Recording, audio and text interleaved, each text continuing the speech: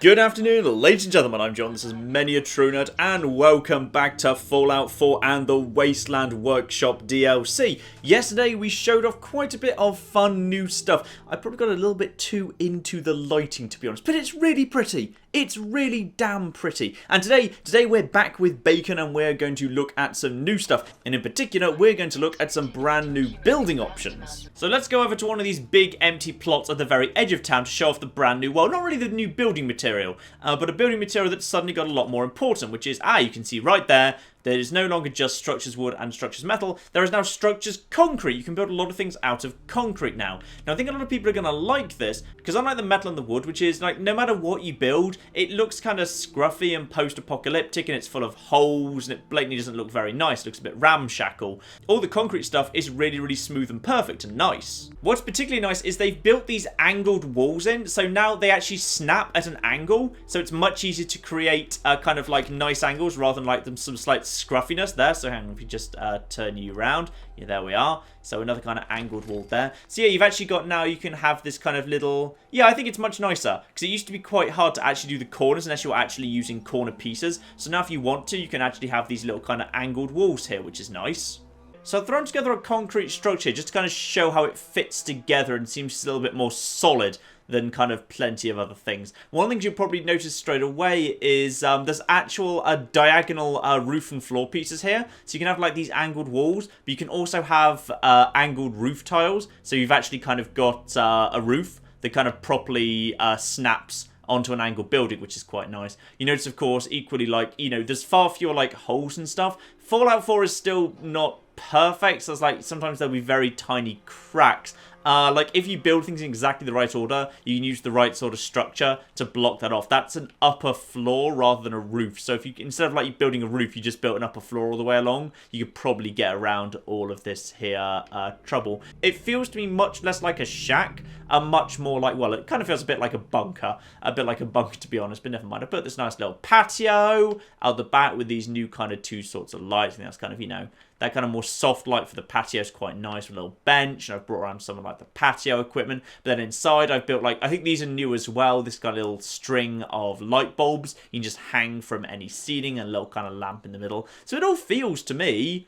quite nice and warm and nice. You've got those kind of really big bright lights at the front, so even if you kind of go way back and through my little forest of lanterns there, it all kind of, yeah, it's really brightly lit up now. Everything's much brighter than it used to be, which is very, very nice indeed. I do quite like that. Now, another big cool one that was in the trailer. If you go over to decorations and wall decorations, we've suddenly gained a whole new category, mounted creatures. I also swear they've increased the number of signs, but I think that might have been a previous update I just missed entirely. But there's certainly a lot more signs than there used to be. There's also a lot of paintings now, more than I ever remember. So again, I'm not sure if some new ones have been added by this update, but there's a ridiculously large amount of abstract art on the paintings front now, as well as a load of blokes who may well be important to history, I'm not sure.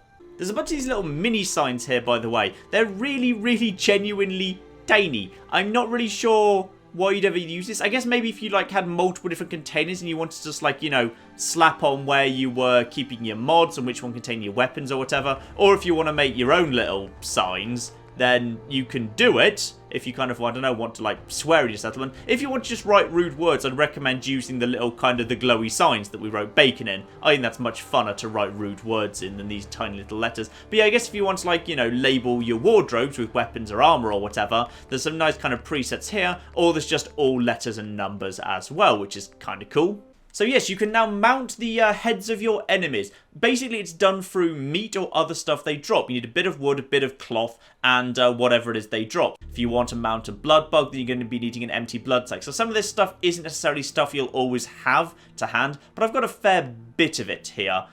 So for example, I can put I don't want to put a dog's head up on my wall. I'm skipping that one. Yeah, you can mount a feral ghoul head if you have a skull.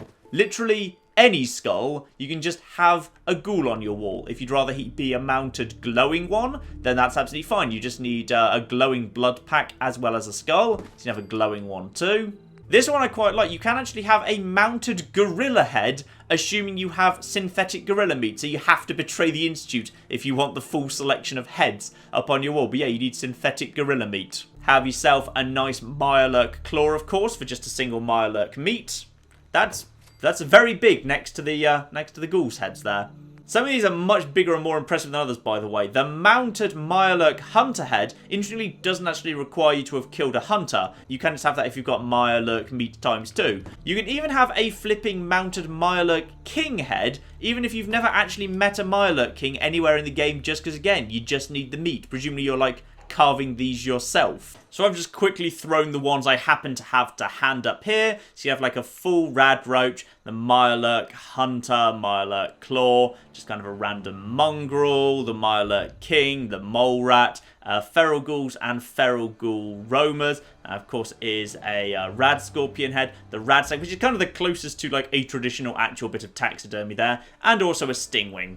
I think you need 2 Deathclaw hides to a Deathclaw head, which is presumably like, you know, the creme de la creme if you really wanted to. Now, actually, now I think about it, now I've got these up, this is the sort of thing that needs to be properly kind of shown off with, like, no, not facing that way.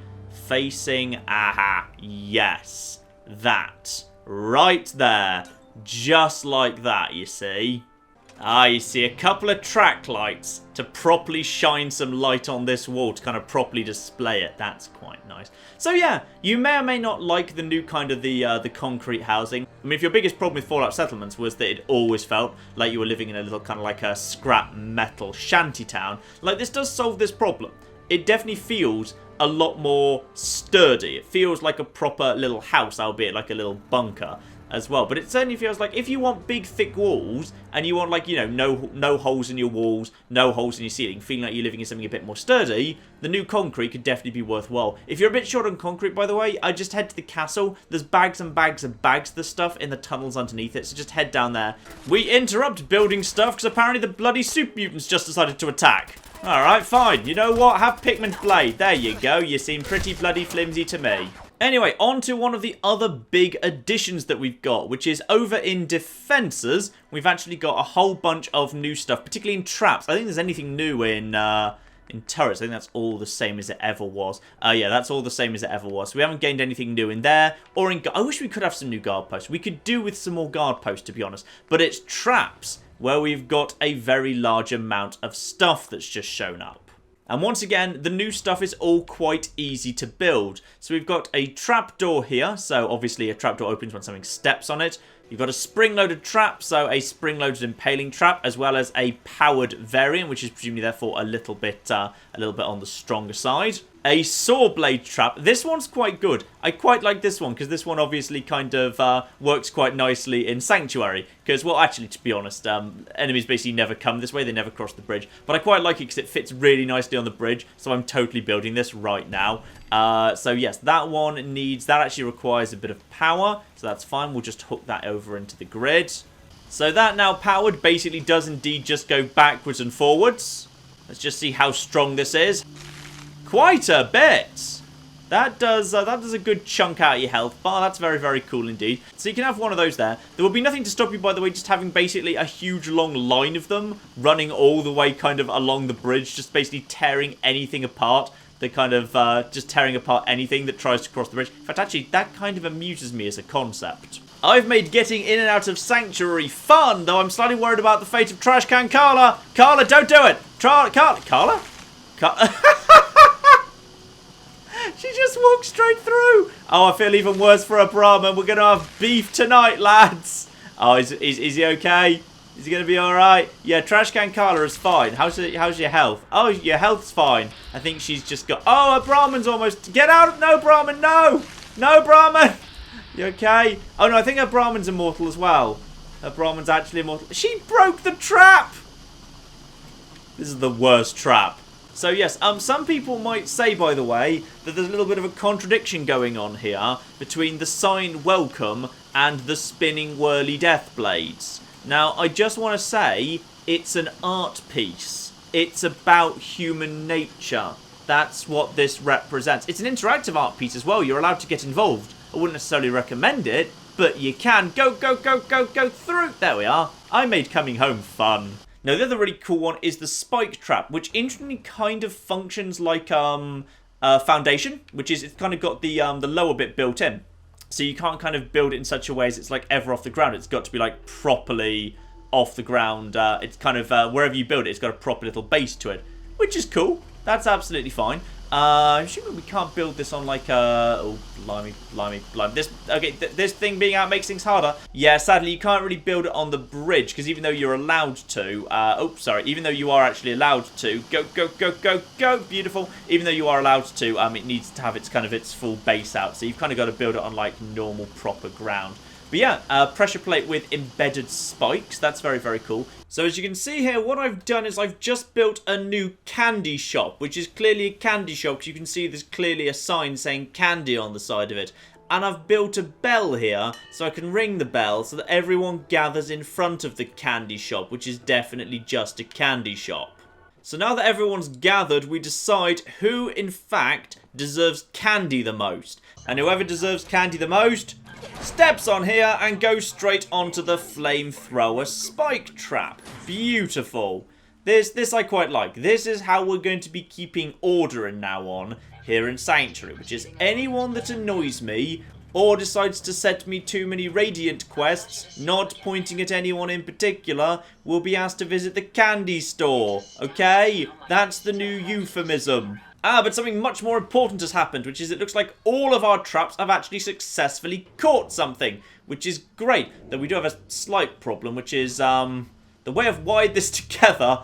Okay, right, I've wired this together really stupidly, because if I want to get the cat out and adopt the cat, then I need to also let out the super mutant and the bear. Guys, there's now a bear. Can we do something about the bear? The bear's level 76, guys. I need you to all join in with the bear. Guys, I'm not kidding. The bear's much more dangerous than we anticipated. Everyone help with the level 76. That's right, Sheffield. You go and take care of it yourself. Well, flipping done. Ada, you got this. Why is it going for me? Oh, no. Okay, right, drugs. Okay, we've learnt a valuable lesson here, which is the bear that can get summoned can be very easily, like, many, many levels higher than you might want it to be in a perfect world. Okay, good. The bear's turned to someone else. That means I can get a million different hits on it, and the bear goes down. Blimey, it only broke both my arms as well. Oh, no, the bloatflies have decided that this is the right time to attack when we're all weakened from the bear. The bloatflies may have been a little bit optimistic there. And last, but most certainly not least in the slightest, let's open up the kitty case. Hello.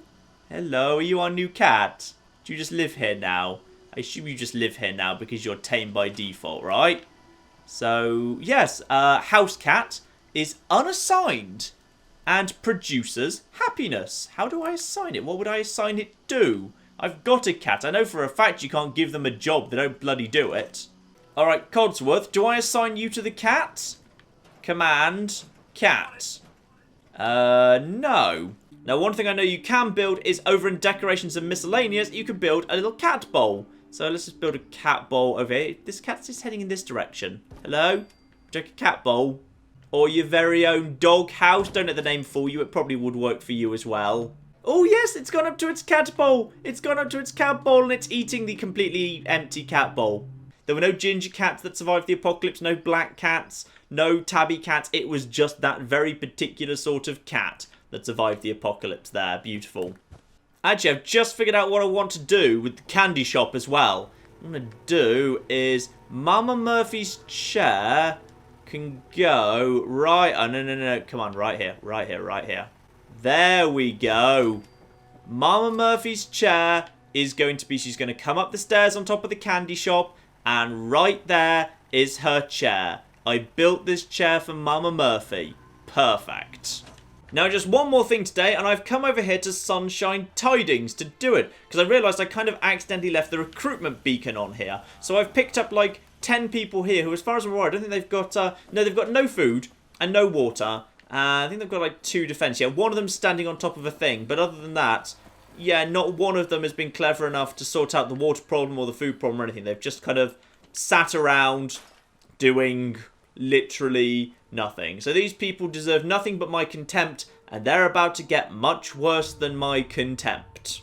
So what we're going to build here is arena contestant pods. basically, if you want to have people fighting people, then you've got to be building little arena pods and make it into a proper little gladiator show type thing. So here, we've got the arena contestants for the blue team. So let's just build that, and assign a settler to an arena platform if you want them to fight tamed creatures or the opposing arena team. Be careful though, your other settlers will be unhappy if a settler dies while assigned to an arena platform. If you want your settlers to fight each other, assign them to opposing red or blue platforms. Note that they will become hostile to each other as soon as they are assigned to the platform, so you may need to keep them out of sight of each other until you're ready for them to fight, for instance with powered gates. Now, the powered gates it mentioned are a new thing that's been added to doors, by the way. So yeah, you got yourself a powered door here. So it just requires a bit of wood, steel, and copper. Nothing too dramatic. I think there's only one sort, actually. Let me just double check here. No, there's a few different sorts down the back of this. If you want to do like a proper little kind of powered gateway, you can do. That's kind of cool. You can even actually have them color-coded. You could have the the red team's door and then the blue team's door. So if you do want to do this as proper little kind of gladiatorial arenery, you're absolutely welcome to do so. So that's very cool. Luckily, when you build these things, people seem to sort of like straight away gather around them, which is convenient, because you, my good man, are now going to be part of red team. So that guy now immediately joins the red team. This woman here was now going to go and join the blue team. Now, as soon as they... Yep, and as soon as that happens, those two people now decide they're actually going to fight each other. And indeed, she just went and exploded. Beautiful. And he remains, I think he remains assigned to... Yep, he remains assigned to the red team. This guy's wearing a really good bowler hat. I think he's going to be able to win. I'm going to put money on this guy. So you are going to be part of blue team now. There you go, and that means those two guys will now immediately just declare war on each other. Because these two... Oh, no, he doesn't have a gun. Right, I may have bet on the wrong person here. There you go, punch him, punch him. Oh, well, flipping done. Oh, no, he's still fine. He's still fine. How's he doing? Level 2. Level... No, where's my guy? Oh, he's in trouble. They're both level 2, but he's got the better armor, but he hasn't got a flipping gun. Oh, he's got something. He's got a pool cue. That's right. Go on. Go on. I believe in you. Nice. Oh, the cow blocked my view. There, one of the settlers, I think I'm going to be sick. Oh, well, that's a shame. Yeah, okay. You had a ported calibrated pipe pistol. Very, very nice indeed. Obviously, you can do like a lot with this. You can build yourself a proper gladiatorial arena, but obviously that's going to take quite a while to build up, and I don't want to waste my precious resources or settlers on it. Though this is a good way, by the way, of basically, if you want to, you can basically compel your own followers to murder innocents. If that's really what you want to do, if that kind of amuses you as a concept, then you go right ahead. But you can see the idea there. The basic idea is you build the two podiums. You build the powered doors that are tied up to generators, or ideally, obviously, you put both of them up to a switch. You kind of open up the door, you assign various people to this podium, and then you lock them in, and then you assign people to the other podium and lock them in, then go up to some sort of nice Doom Arena fortress type thingy, and then open up both doors simultaneously and let them at each other, having, of course, pre-armed them, if you will. I think you could probably do something pretty special with the arena fights, by the way, but it's going to take me a while to kind of think about the best way to build up a Doom Arena. But yeah, there's definitely some fun stuff you can do with that. The other thing you want to do, by the way, if you want like a nice crowd, is over in... Where is this? Over in cages. Yeah, over in cages, in miscellaneous, you've got a kind of a couple of things you can do. Obviously, you've already talked about the beta wave emitter. There's also this thing, the quitting time siren, so calls nearby settlements to relax when turned on. So, you know, for a little bit of resource, you can build basically a little loudspeaker that calls everyone to come and watch the death matches that you're arranging for no well-explained reason. Brutal bunch, the guys that live in the Commonwealth. So, ladies and gentlemen, as the sign says, welcome to the new Sanctuary Hills, significantly improved, significantly improved, I would say, by plenty of the additions that we've actually added thanks to the Wasteland Workshop. It's a cool little thing. Like, it's a really cheap little add-on. I think, like, if you haven't got the season pass, it's like £4 in the UK. That's either probably like $5 or $6 US. That's a lot of cool stuff. Like, I particularly like the lighting. I know that's like the geekiest, nerdiest, least interesting bit of it, really. But I really like the lighting. I like the street lighting right here. That's very, very good. I definitely like the really bright, old school ones over like the more kind of modest ones that are kind of the more pre-war style. That's very, very cool indeed. I like the new flame barrels. Those are particularly nice. I like the new kind of traps that I can lay out. So Mama Murphy can just kind of sit in front of a trapdoor. If she ever gets up, she will immediately fall to her death, which is very, very good indeed. Surrounded by candles, just to, you know, kind of mourn her inevitable death. I like the kind of the new patches, so you can kind of grow crops nice and easily. I think these crops actually look after themselves, because I planted these and they've grown more corn, even though I didn't assign anyone to them. So I'd need to kind of double check that. But I believe these little kind of planter spaces, if you put something in there, they grow by themselves, which is very, very cool indeed. Oh, I just love everything about it. The thing about settlements is I don't care about settlements because they all end up looking the same because I just build the same stuff over and over. But yeah, when you've kind of got stuff like you can write your own name on the front of them and you can build all these different kind of types of lights and oil lanterns and fluorescent tubes and open flames and the big... Oh, it's just nice. It just kind of... I think it really lets you add some personalities to these settlements. I particularly like the little oilers, by the way. Oh, I've just realised I've forgotten like one of the most flipping important things. I pretty much like one of the few things that actually has an effect on the gameplay. Hang on a sec. Well, one, over in Structures Miscellaneous, if you really want to, you can build your own bus. There's multiple different styles available, or your own trailer. I'm not sure really why, to be honest. It's just kind of there. What's the difference between the buses, by the way? I guess it's just the colouring. I always quite liked using buses as like a little kind of post-apocalyptic area to live in. So I quite like having a bus. You can just kind of build a bus there. And once you've built your bus, obviously it's kind of got little steps into it. And you can kind of build a little bed in there and like just live in a bus. Kind of strikes me as very post-apocalyptic. So yeah, you can build your own buses and trailers if you want to. It's that's a nice little extra. But that wasn't what I was talking about. And that is the Decontamination Arch. Now, this one was in the trailer, but I called that it was going to be hidden behind a science check. But it's not. You can just build this anytime you want, which is kind of interesting. Yeah, power miscellaneous here, Decontamination Arch. So, clears radiation damage when powered. This is just a free rad scrub. And it's available right at the beginning of the game, as soon as you can scrape together 4 copper, 8 aluminium, 4 circuitry, 6 fiber optics, 5 rubber. That's not even that hard to get. Like, I'm genuinely surprised that that is so kind of accessible so early on in the game, but I'll gladly take it. There's, yeah, free rad scrub in your settlements now. So we'll just kind of, I think we've got enough spare, hang on, no, I think we've got enough spare power here. Yeah, wire that up to this. Yep, there we are. So we've got a Decontamination Arch right here. Bacon just wandered up to that. You can see I've got a few rads at the moment. Activate it. Just step on through. And just like the little Decontamination Arch that you find in the basement of the Institute, your rads just disappear. Free rad scrub. That's actually quite useful. And as far as I can tell, like, it doesn't need to be repaired after each use or anything. You can just kind of, yeah, turn it on, turn it off again. So it's not like a flamethrower trap where it like, constantly breaks and needs to be repaired. As far as I can tell, just, yeah, turn it on, turn it off again.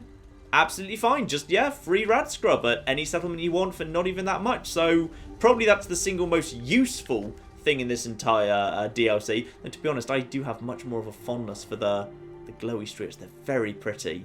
Glowy streetlights. And those of you who like having like a more solid, nice looking settlements might well like the new concrete buildings, because the concrete buildings certainly look a lot more sturdy. And yeah, those of you who enjoy hunting and who wouldn't hunt in Fallout 4, it's a great source of healing items. Yes, all of these new, rather cool little animal heads on the wall certainly let you add a little bit of personality and remember your favourite kills. Though I do admittedly find it a little bit disappointing that you can get Mirelurk Hunter and Mirelurk King on your wall, even if you've never actually hunted any of them. Mirelurk Queen, however, if you want to have the Mirelurk Queen claw, you do actually have to have Mirelurk Queen meat. You can't just have enough Mirelurk meat to do that. So there we are. This is the Wasteland Workshop. I will certainly say it's made me much more kind of interested in doing something kind of interesting and fun with my settlements, when previously I wasn't too much in settlement building. But this has certainly reinvigorated my interest in doing a little bit of settlement building. It's certainly a lot easier to make them a lot prettier now, which I do rather appreciate. And I'll have a think if I can do something fun with the arenas as well. I may just have to have a play with the arenas and see if I can come up with something interesting to do there. But yes, there we are. Sanctuary Hills. now has a cat and all sorts of other things. Where's the cat gone? Does the cat still buy a bowl? Yes, the cat just lives by its bowl.